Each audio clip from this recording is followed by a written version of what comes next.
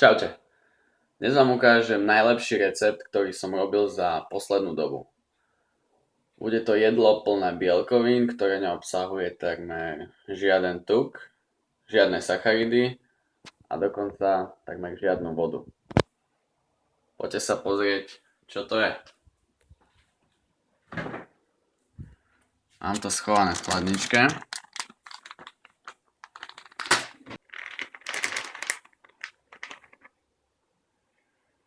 Áno, je to úžasné. Pozrite sa na to.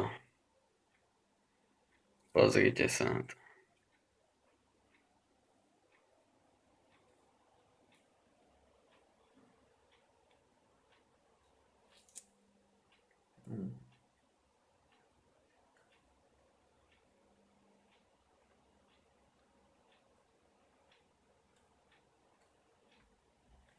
Úžasné.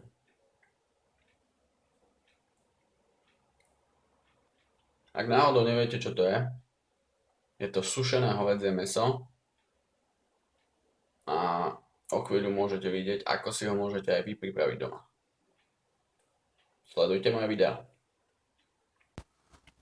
Tu môžete vidieť, čo budeme potrebovať na prípravu sušeného hovädzieho mäsa. Ako prvú si nalejeme do misky worcesterovú omáčku. Môžete tam naliať kľudne celú fľašu. Následne pridáme polievkovú lyžicu soli, lyžicu čierneho koreňa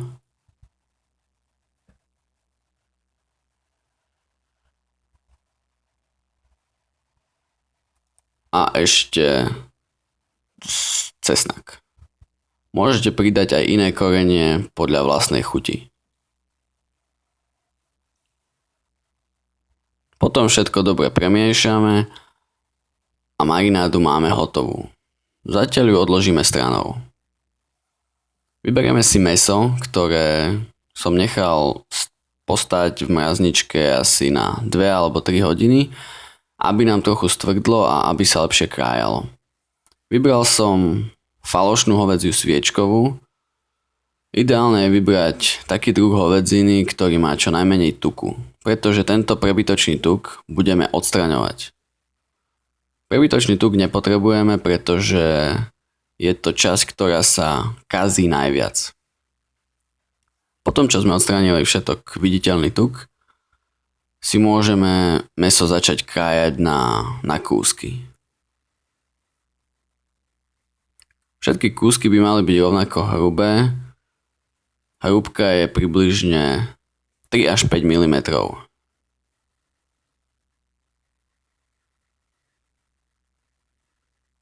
Čím tenšie budú kúsky, tým rýchlejšie sa nám vysušia. Keď máme všetko nakrájané, postupne si to vložíme do našej vopred pripravenej marinády.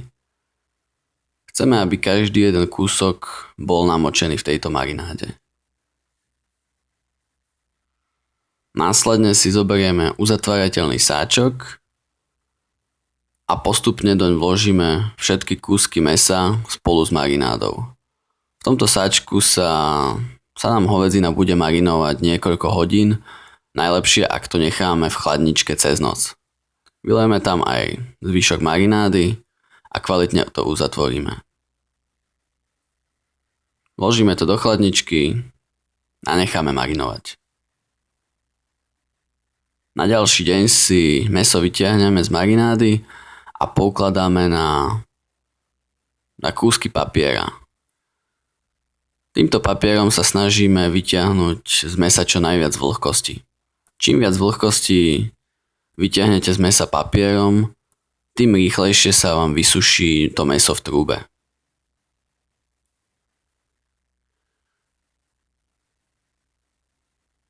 Potom, čo som si to naukladal na rošt, vložil som si mäso do trúby na 50 stupňov.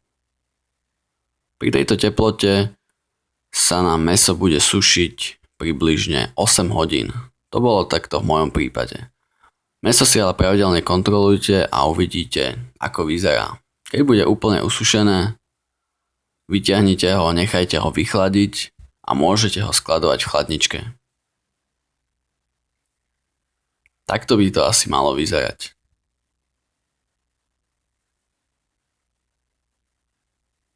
Ak sa vám tento recept páčil, určite si pozrite aj ostatné moje videá. Zdieľajte, lajkujte. Čaute.